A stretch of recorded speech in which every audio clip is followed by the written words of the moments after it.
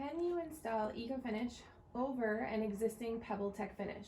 We have a small in-ground pool that was recently finished in Pebble Tech. We do not like the feel of the pool surface on our feet and would like to know if an ecoFinish like EcoBright can be installed over it. We live in Lake Mary, Florida. So you absolutely can put ecoFinish over Pebble. However, because of the shape and the texture of the stone, the ecoFinish is going to follow that contour.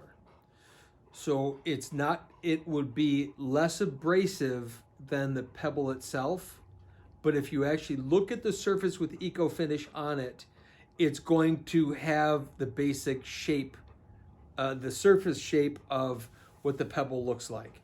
So yes, it'll be a more comfortable finish, but it's not going to be smooth. The ecoFinish is not designed to fill in all the cracks between.